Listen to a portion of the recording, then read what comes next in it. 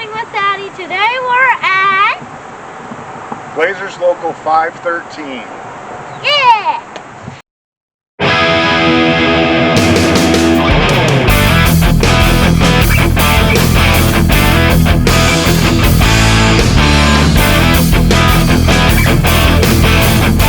You want to start over here?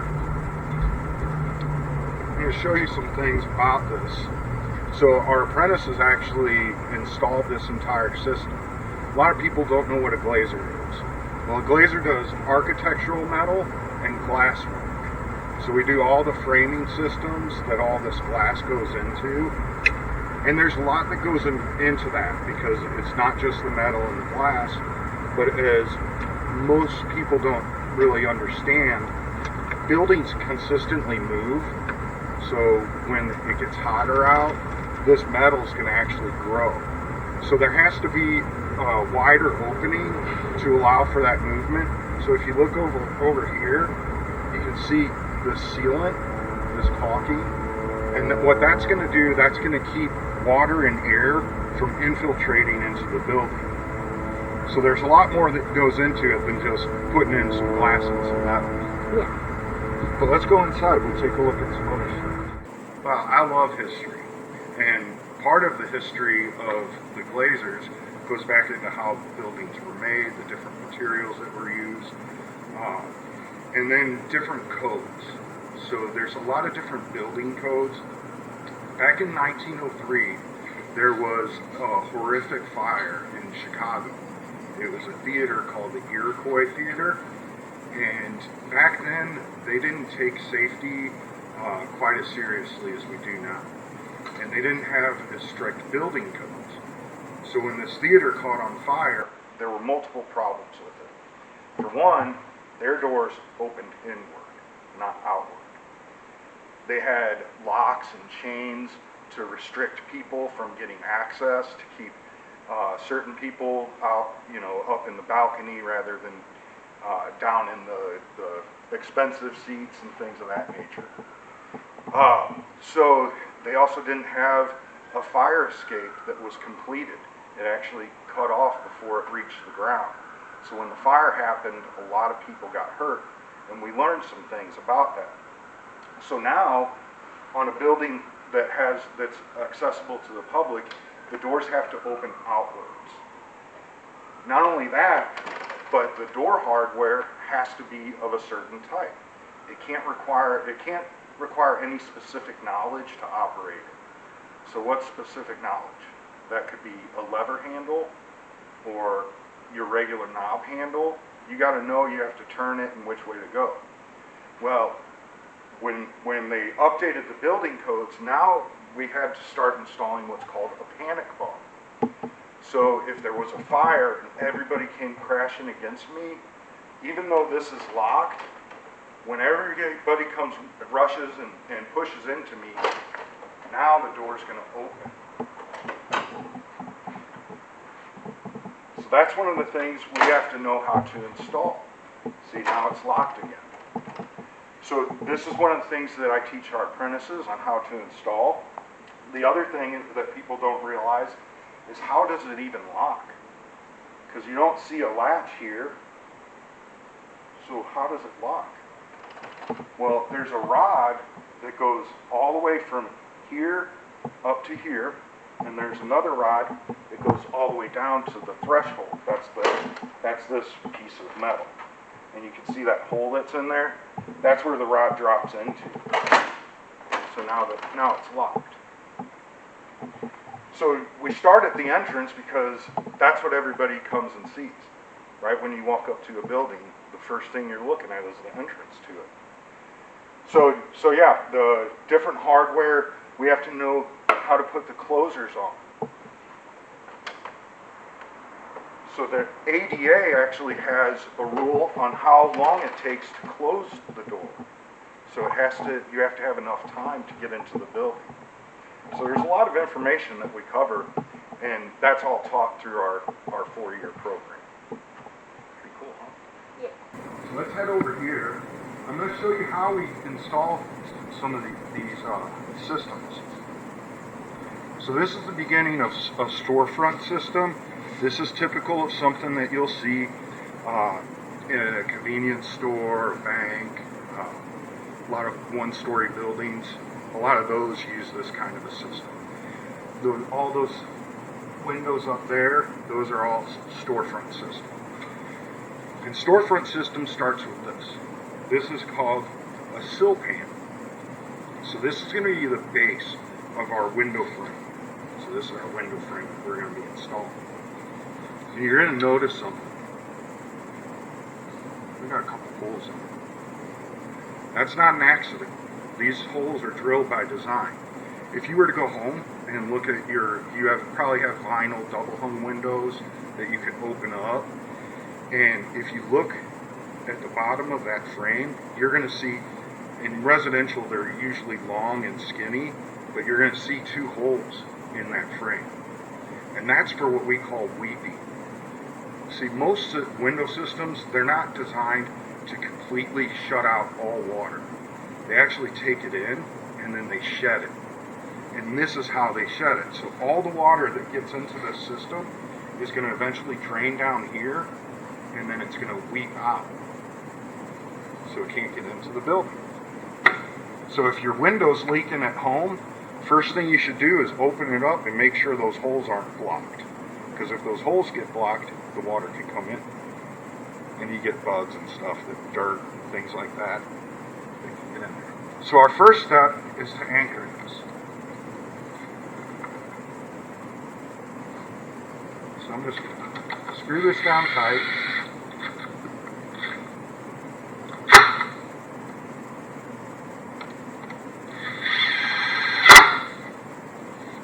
So now that's anchored. But before I say this is good, we have to do some things. A lot of times our systems are attached to doors, and even when they're not, they still have to be put in properly. So there's three things that we need to keep in mind when we're installing a window frame. First, it needs to be plumb. Plumb means that it can't lean out and it can't lean into the building. It has to be straight up and down. It needs to be level. So that means, like this one, it can't be sitting up real high on this side and real low on this side. It has to be completely level. And then the last thing is it needs to be square. So it can't be leaning to one side or another. So plumb, level, and square. So the first thing we're going to do is see if this is level. And what we're going to use is what's called a spirit level. So what we want is that bubble to be perfectly centered between those two black lines. Does that look centered to you? Yes, kind of. It's more on that side. That's right. So what we're going to have to do is raise this side. So see that? I'm holding it up on that side. So it needs to come up about 1/8 of an inch.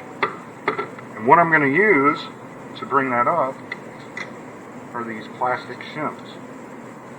So these are different colors for a reason. They're color coded. This is a 1/16, the red one's an 1/8, and the black one is a 1/4 inch. So that makes it real easy for us to grab. We don't have to look and measure and see what it is. I know, okay, here's an 1/8 inch. So we're going to raise that side an 1/8 inch and see what it looks like.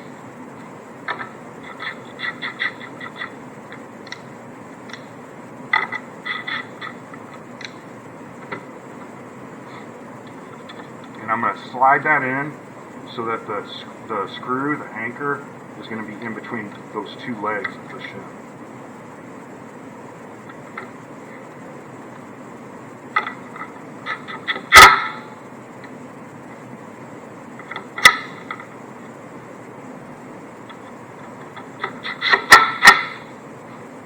Now let's see what she looks like.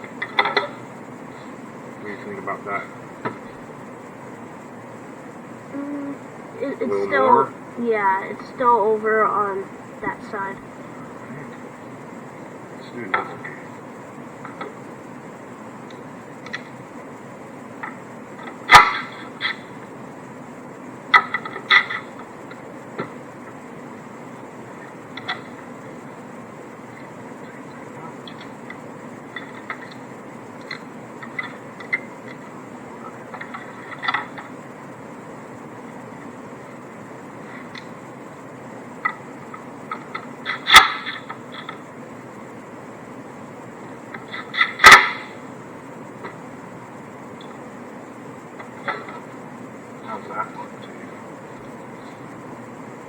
It looks good. There we go. So now we're level, and we're ready for our frame. So you want to help me with the frame? Sure. So we're going to lift this up together, and we're going to put the bottom in first. Ready? So we're going to slide that bottom in.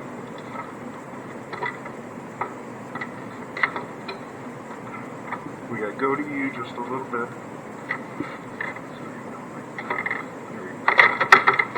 And that's going to kind of lock in there. So there's this front leg, and that's what's going to lock it in. So now we're in, but we don't want that to fall on us. So we're going to use these. These are called air shims. And we're going to use these to lock it in place temporarily. So we're going to slide that up as far as you can reach. There you go. And then we're just going to start pumping it. It's basically like that thing that nurses use. Yeah, like for blood pressure. That's good. We're not going to do it like super tight. We want to still be able to move it a little bit, but we don't want it falling out on us. So now that we got this in, we're going to center it up. And now we're going to make sure that it's plumb. So we're level because we got our base level. So now we're going to make sure that we're plumb. So let's look this way. And what do you think there? We're going to look at that top bubble. From what I can see, it's good. Yeah. Kind of short. No, you're right. It looks pretty good to me too. Now I have to check the other side, probably. Yes.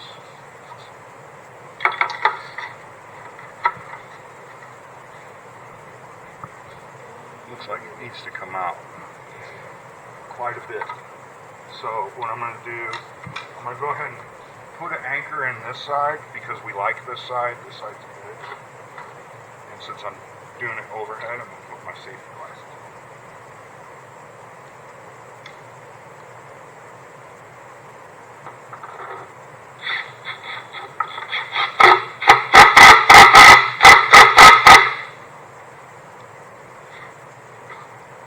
Now we're going to pull this side out.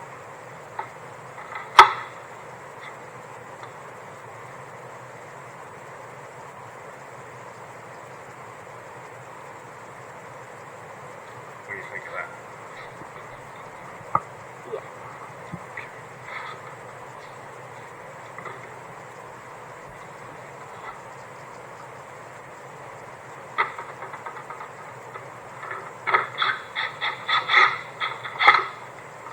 I didn't over tighten it because we got a problem. If I did over tighten it, if I went all the way tight with it, the screws are going to pull this out of the frame. It's just going to pull it right up, and then that bottom's going to be dangling. So we're going to put shims up here to lock it in place, and then we'll run the screws all the way up.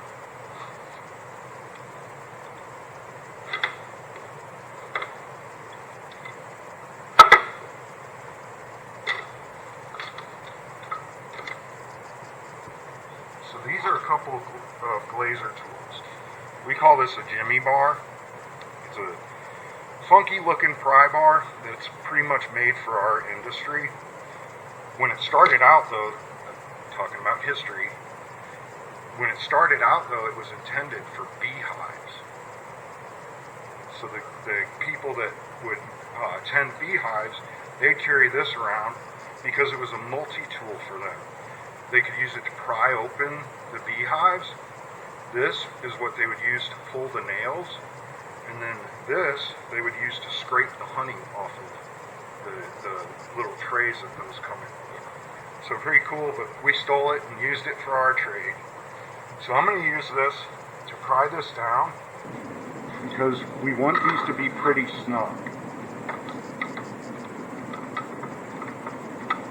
Which is too much.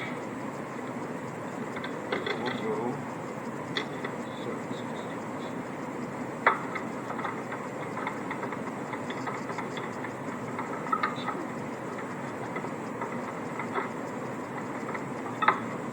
So this way, when I run that screw up, it's not going to pull the frame out of level.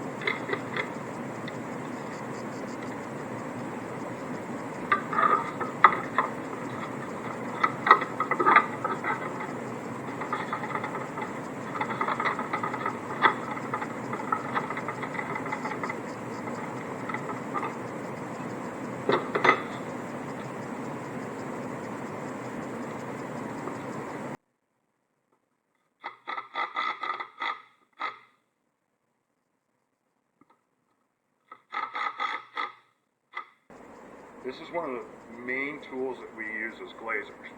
This is called a suction cup. You ever seen a suction cup with like in a movie or anything? Yeah. Usually you'll have somebody climbing the side of a building with them. So how these work is with vacuum pressure. So you see this little hole here? To make this work, what I'm going to do, I'm going to put it on a piece of glass, and I'm going to create a seal with this outer ring. And then when I hit this plunger, that's going to suck the air out that's in between the suction cup and the glass, and it's going to make it stick to it. So you ever use a vacuum cleaner and pick up like a sock or something with it? Yeah. That's like what you're doing with this. It's all vacuum pressure. So now, that thing's not coming off. When I'm ready for it to come off, there's a little lever here. I'm going to push that, and you're going to hear the air go back in. Listen. Did you hear that? That was just the air going in. You want to give that a try? You're just going to put it on there, and you're going to hit that really hard.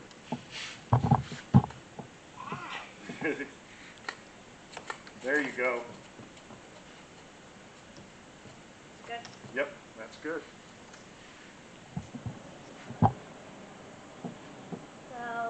So now we're ready to set it. I'm going to go ahead and take these out so they're not in your way. And what we're going to do is we're going to dive into that pocket there, and I'm going to help you a little bit. All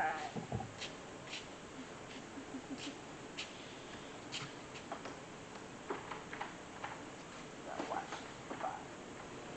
Close the door.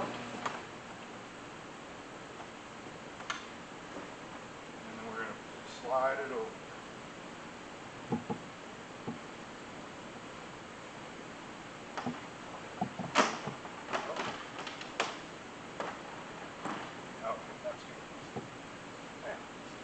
So we got our glass in. We're almost there, but we're not done. Just listen. We got that, and then we got another problem down here. We got glass on metal. You ever played rock, paper, scissors? So you know how scissors beats paper, paper beats rock, rock beats scissors? Yeah. Well, metal beats glass every time. So we don't want this sitting on metal. We want to raise it up. And we're going to put it on these. These are called setting blocks. So it's a really dense rubber. Feel how hard that is? Yeah. So it's pretty hard, but it's not so hard that it would break the glass. It's going to support the glass without sinking down and losing some of the coverage on the glass. So you take that. And I'm going to lift this up, and we're going to slide these on. Right here? Yep. I think I can get mine. Right there? Mm-hmm. So we're almost there, but we're still rattling because the glass is just loosened. And that's what we're going to use this for. So this is gaskets. Yeah, I kind of see that on like doors and then like just windows. Yeah. And that's what that's for. This is going to do a couple things. It's going to keep it from rattling. It's going to help keep it from shifting side to side. And it's also going to help keep water and air out, which is really important. So to do that, we're going to use this. This is a rubber mallet. This is another glazer tool, glazer specific. And these actually don't come out of the store like this. You see how it's been cut? Yeah. So they come out flared like your typical hammer. Like you look at your steel hammer at home and it's got that flared base to it. that kind of helps you grip it so it doesn't slide out of your hand. Well, if we didn't cut these, it would have that same base. But every glazier in this country, in Canada, probably all over the world, has modified their mallet to look like this. And this is why. Because we have to install this gasket. And if that flared base were still on there, I wouldn't be able to beat it in to this corner because I wouldn't be able to access it. It would look like this. And I wouldn't be able to get to it. So we cut that so that we can do this. And there's two sizes there. See how there's a big leg and a little leg? Well, the big leg's going to go against the glass. So I'm going to flip that around. I'm going to start in the corner. And I'm just going to push in with my finger and then slide it all the way up into the top. And now I can beat it in. I'm just going to do it in a couple spots.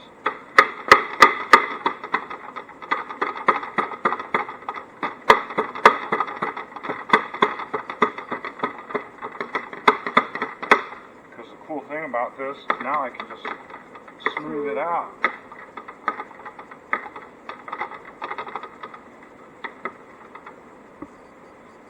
And now it's not rattling on the side. So we're all good. And I'm going to let you do this one. I'm going to get it started at the top. Yeah, because I kind of can't reach up there. I'm too short.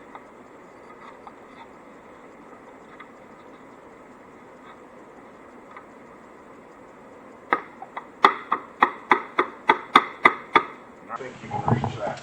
Yeah. Oh, in. It's not running. Oh, there we go. There you go. Yeah. Is that good? Yeah, you're doing good.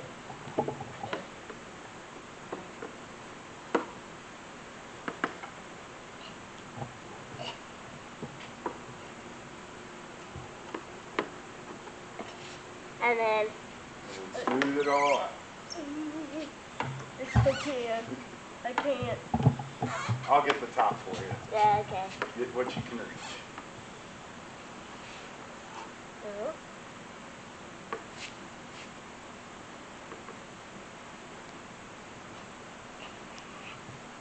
It's not enough.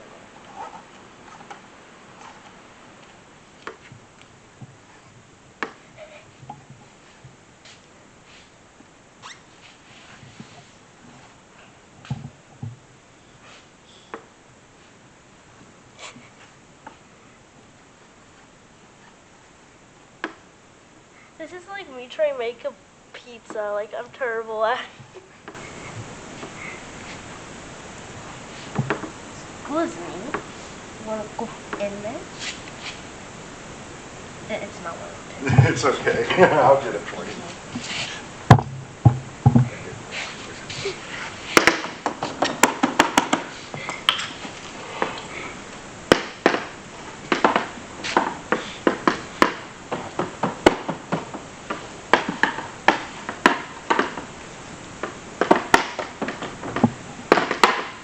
And there we go. And then we would do the top. There's a little piece that we would put on the bottom. So that's pretty much it. That's a simple installation. You can see that there's a big gap around the perimeter. So we would remember the sealant outside. We would end up caulking all that. And we're going to get a chance to do some caulking today too.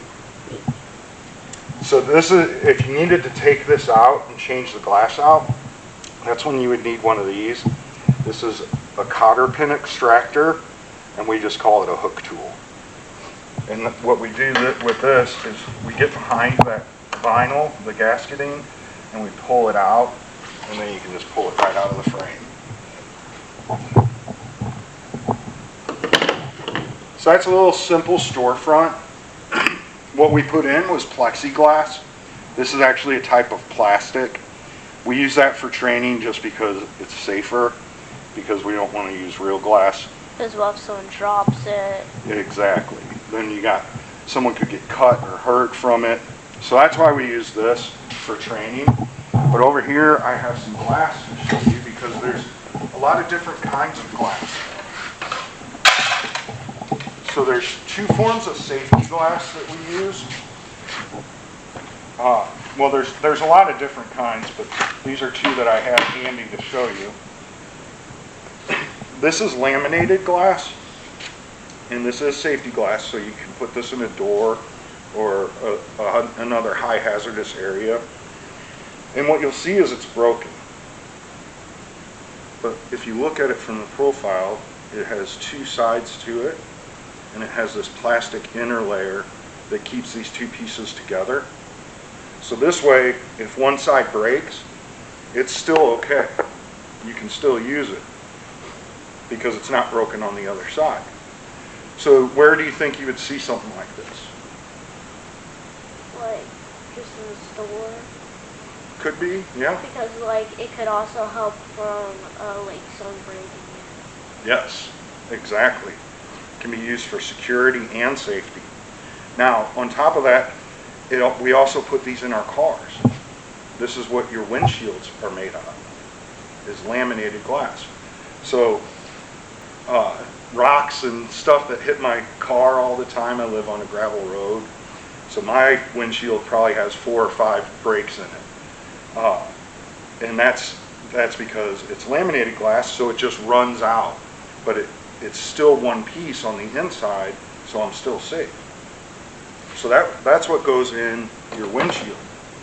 But you don't want that on your passenger or driver's side windows, because if you were to get in an accident and they needed to get you out, this laminated glass would be a lot harder to get out.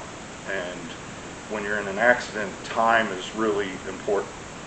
So what they did is they made it to where you have to have this kind of glass on the sides of your car. And this glass is called tempered glass. So tempered glass is made by heat strengthening and then doing a controlled cool. So the glass is under constant internal pressure. So once you break that outside, it explodes into all these little tiny fragments.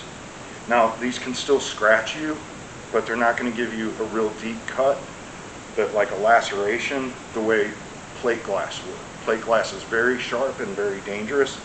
This is safety glass, so it can still cut you, but not nearly as bad. So those are two kinds of safety glass. This is another one. It's a lot bigger. So this is called bullet resistant glass. So you can see all these different layers. This is glass, and then we get into these. These are called polycarbonates, which is just a form of plastic, but it's like a really dense plastic that's interwoven, so it slows down bullets, and as it travels through, it gets slower and slower until it eventually stops. So this one's rated for high caliber small arms, so just below the biggest rating, which is for like a high caliber rifle. Those are even more thick than this is. So that's pretty cool. This gets really heavy too. How often do you guys see like around? It's very often.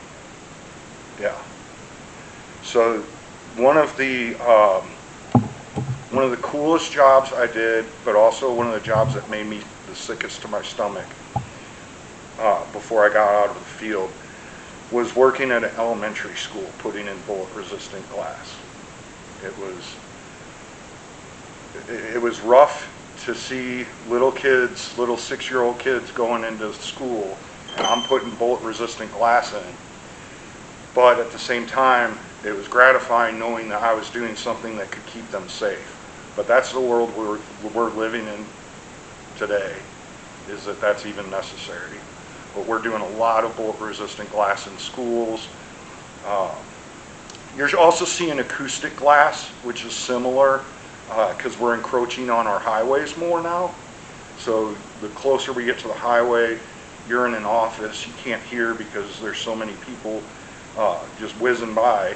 So doing acoustic glass helps cut down on some of that sound. But it's getting heavier.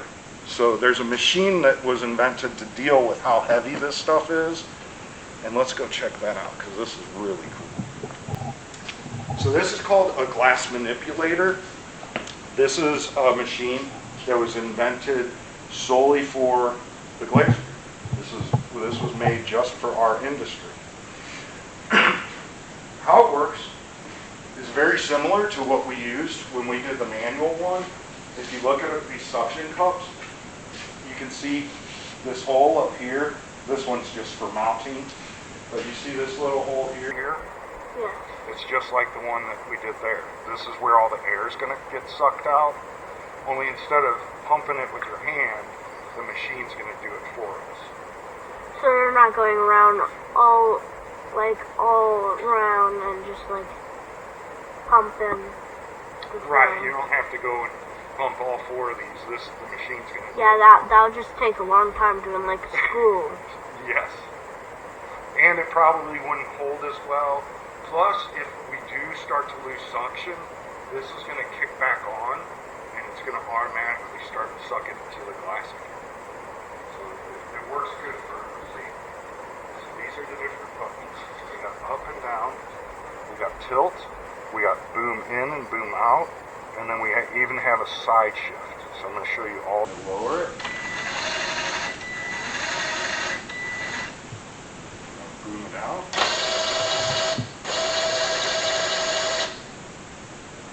Looks like I need to tilt it.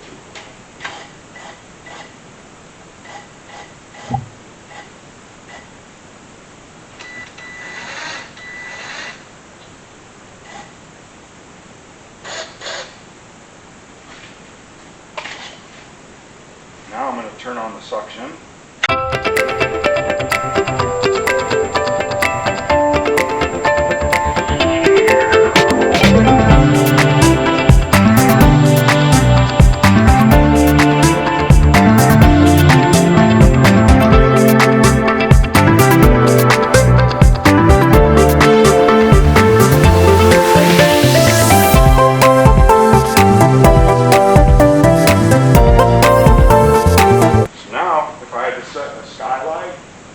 Skylights, and we do like greenhouses, so sometimes the glass is overhead.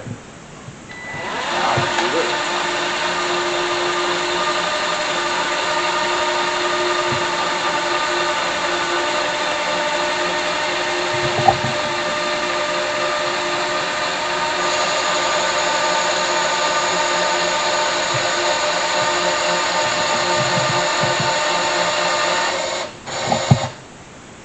Set that glass overhead now.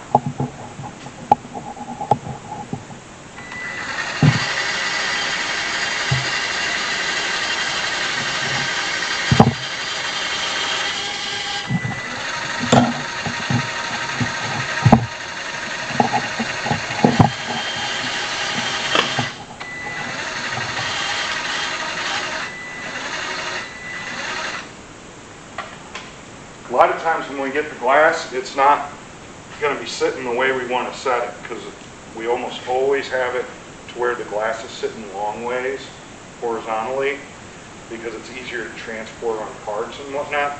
And then usually you have to turn them so that they're vertical. So like that glass there is going to be really tall and a little skinny. So to do that with this, I can just pull on this lever and I can spin it. And it locks right into place.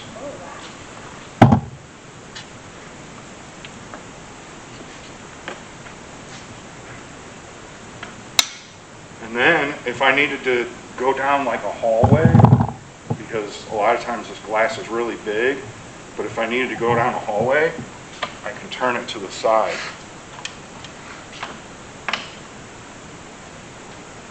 And now I can just drive around.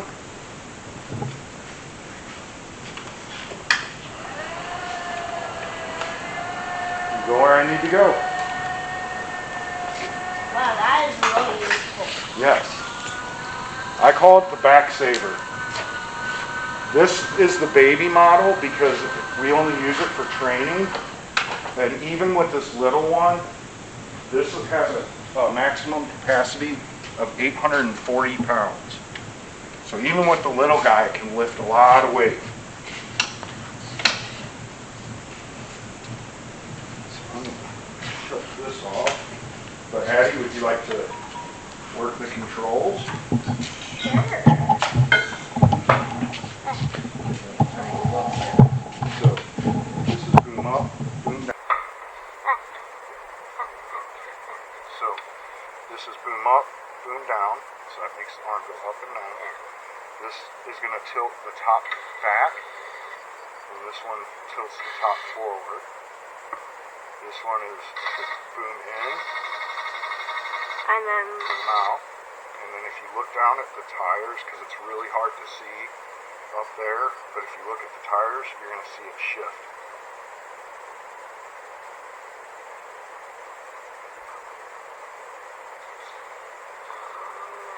so what these ones are Up and down. go up, or go all the way up.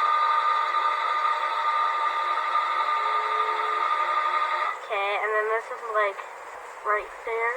That's going to be the one where it tilts it. Oh yeah. Oh, so you can have it like up and then have the glass like that. Yep. I thought it was just like that. No, because sometimes we have to dive in to the top, so you can lean it this way, and then set it, and then eventually stand it up straight. Okay.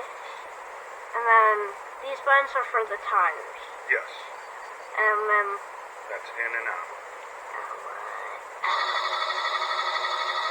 I want to see the max thing it can do. Yeah, it's little, so that's probably about it.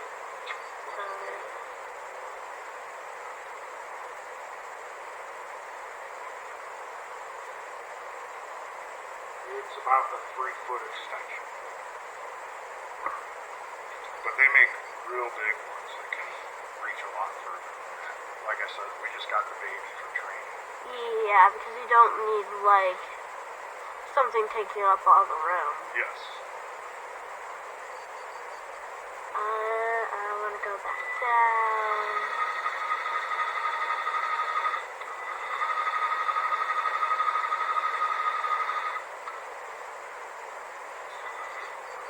I'm guessing that's the level. Right there. And then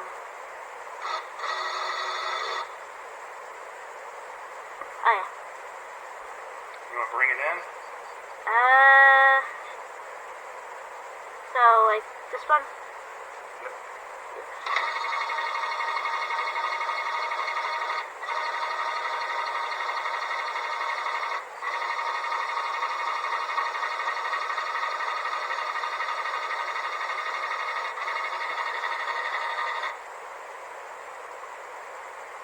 That is cool. That's one of my favorite machines to operate. Put that up.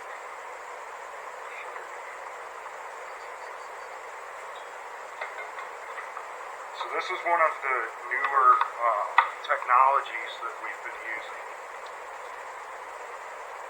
Our field is constantly evolving. The products that we use, the materials, they're just getting better and better. Even the sealants that we use are different than when I first started. So it's really cool to see new technology coming into our field as well.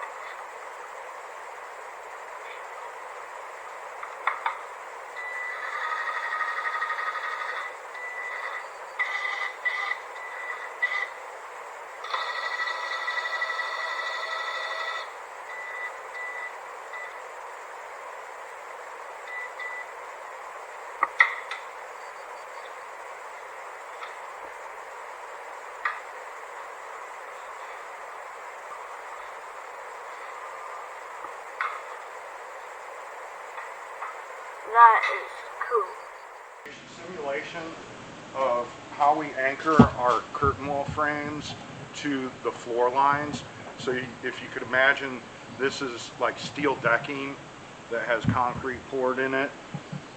These are the kinds of clips that we would install to attach our framing system to the steel structure. And a lot of times, like especially if it's poured concrete, we don't want to have to drill through steel and then drill through concrete and then tap into the concrete and then have a mechanical fastener. A lot of times it's a lot easier and quicker to just weld it. So this would be replaced with a steel clip, and we would just do some fillet welds. So we do a horizontal, a vertical, and an overhead on all of these clips. And these are going to be on every floor line all the way up to the building. So you can imagine that's a lot of welding at every single vertical. They might get 6 to 8 to depending on how tall the building is. Each one of those is going to get 2 on each side all the way up on every floor. So that can be quite a bit of welding that you're doing there. But that's just an example of the most common reason that we would be welding. Of course, sometimes you'll do some kind of custom fabrication or have to weld on some kickers or something like that. But for the most part, we're doing those kind of clips.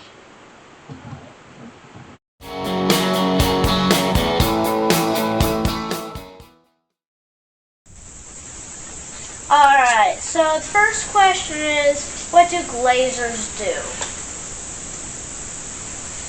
Glazers, we install architectural metal which supports glass in buildings. We put in entranceways and put all the hardware that operates the doors. We make sure that the systems are watertight so that there's no water or air infiltration in the buildings, and keeps the mold and damage out of buildings too. So we're highly proficient in a lot of different areas of glass and metal installation. Yeah, so if you look at any part of a building that has any kind of glass in it, that falls within our scope of work. So the complete envelope of a building that has curtain walls, a simple storefront, we do glass handrails and guardrails. So if you go to like the Arch, the new Welcome Center, you'll see glass handrails going all the way down both the wings to go up into the arch. We do skylights, greenhouses. We do shower enclosures that are made of glass. Mirror work. So mirrors have a special coating on the back of them that turn them into mirrors, but they're essentially made of glass. It's just the coating that turns it into a mirror. So yeah, anything with glass in it, and then whatever supporting structure it gets, that falls within our scope. Alright, I'm adding a question. Like, how do you guys, like, so you know those doors at, like, Walmart that slide open? How, like, do you guys do, like, the electricity thing? Or do you have the electric union? We do not do that part of it. The only part that we would do is possibly install the subframe around it, and then we would install the glass and the doors. Another trade would put that in. Okay, I was wondering about like. Okay, now the next question that's on the paper is, why did you become a glazer? Why did I become a glazer? It's been a long family tradition of mine. The third generation glazer. And many glazers in this local have gone generation to generation. It's a fulfilling career, and felt right to do at the right time. Yeah, I started out in the restaurant business and figured out pretty early that I didn't have a retirement, and with my family also being in the Glazers Union, that was the most obvious choice for my family to have a good retirement and good pay every week, good benefits. So that's why I chose it. So I was in the military, and when I got out of the military, I had no idea what I wanted to do with my life. So I started going to school. I was going to college still had no idea what I wanted to do with my life. But I had to use my GI Bill, so I just started taking general education courses. And while I was going to college, I realized I'd really like to work with my hands, and I'd like to work outdoors because sitting in offices just did not appeal to me. And so I went and signed up to be a glazer, and all these years later, here I am. Alright. And how long have you been a glazer?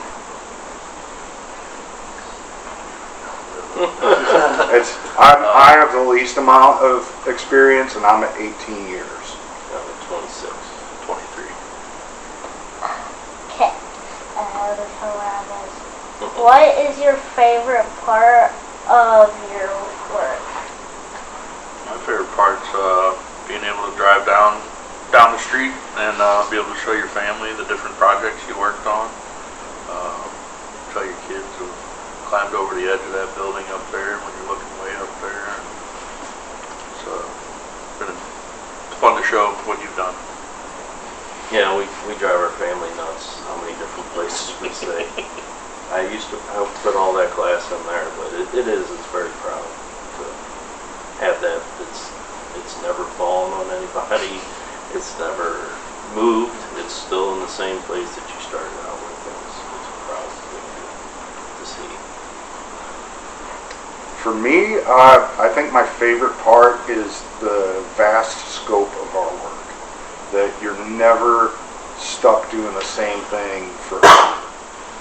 Even the different systems have differences. So even though I might be putting a storefront in for multiple weeks and months, if I'm doing different systems, each one of them is going to have a little bit of variety to it, something else that you need to do or not do with that particular system.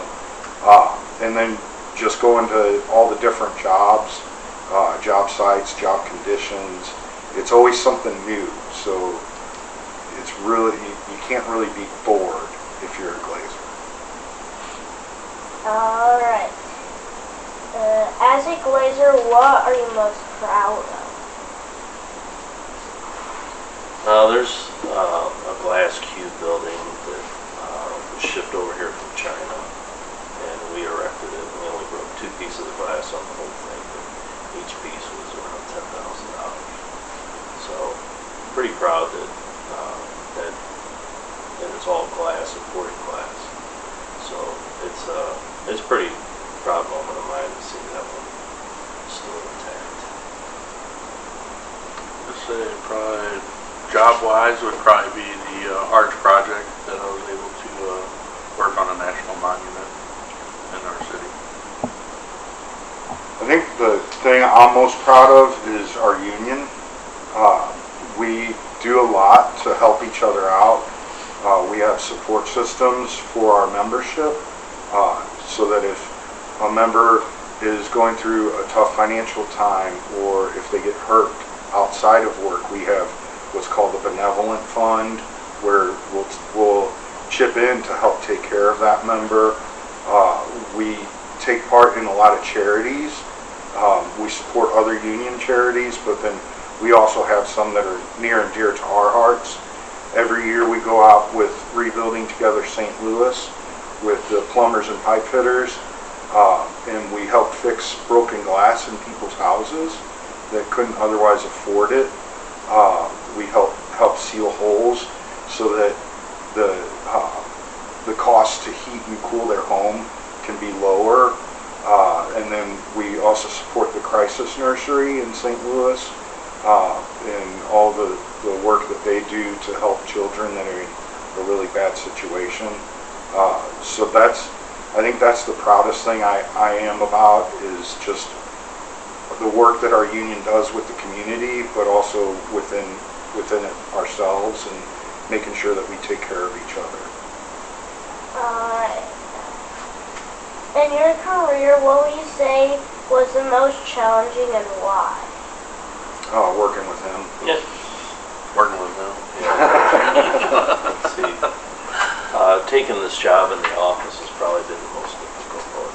Just switching from being completely physical out in the field and using your brain to figure out different problems, and now you got to figure out the political side of it, all the benefits that we give our members. You have to take care of those benefits too. So besides all the hard work we did in the field, this is more challenging, I think. Alright. How many years does it take to complete apprenticeship? Our apprenticeship is 4 years long, and that's a minimum, is 4 years. It takes about 10 years to be a really proficient glazer, but our program is 4 years. Alright. How many hours a year do you train? We do 144 training hours a year. So how that works is when you first start as an apprentice, you go to night school for the first 6 months, and then after that you switch to days, and you'll come in 9 months out of the year and twice a month out of those 9 months, and that equals out to 144 class hours. Then you also have to have on-the-job training as well, and what is that, 1,685? 1,685 on-the-job hours in conjunction with the classroom.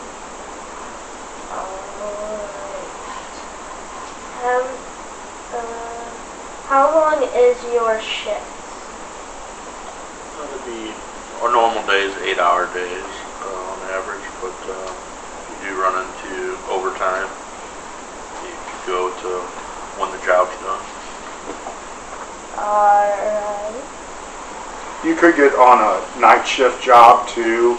I had to work like on the Metrolink, so they had to shut down one of the tracks, and they would only do it at nighttime when it wasn't being used as much. So that was a night shift where we would come in at I think 9 o'clock at night and work all the way to 5 in the morning, I think. And then you make it to where you have to work night shift because you're doing a remodel in an office, and they don't want you making noise during the day when people are working. So there is some times where you'll have to work a night shift, but most of the time our traditional hours are starting in between 6 and 8 o'clock in the morning, which would put you done between 2:30 and 4:30 at night. Alright. What classes do you recommend for someone before they try to join the glazer? Work on your math. And this goes for almost every trade. That for one, you have to learn how to read a tape measure. That's probably one of the most important things that you should come in already knowing how to do. And then working with fractions is another really big one for us. And again, for any skilled trade where you're going to have to do any kind of layout or measurement, being really proficient in math is something that you want to be prepared for. We've industrial arts classes. I hope they're being offered again. I know they quit for a while, but anything to get you used to using the tools and tape measures and different types of tools that make you comfortable, I think that would help also to get into the trades. Alright. What tools do you use on the job? So today we saw the jimmy bar, we saw the mallet with the wedge cut into it, we saw the hook tool, and then we worked with the suction cup today, caulking tools, so the caulking knives. What else did we play with? The glass manipulator a little while. So many different tools. Yeah. Screwdrivers, Allen keys, Sockets. And so like all the multiple tools. wrenches. Yeah, you'll start out with, so the very basics, I did like a study to see on average how much your basic set of tools, the minimum amount of tools to come in with is around $250. And that's the minimum. Then you have 2 years to get this completed list done, but you're never done buying tools. You'll buy tools for the rest of your career. You'll probably go through 100 tape measures. Alright, for the last question, I have to ask this first. Have you ever watched Toy Story? I have to make sure you watched Toy Story. The first one, right? Yeah. Okay, I got you on that. So, who is your favorite Toy Story character? I have to go with Woody.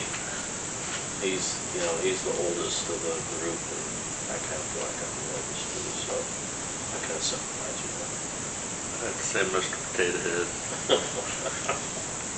Maybe because of the size of my head. But yes, I'd have to say Mr. Potato Head.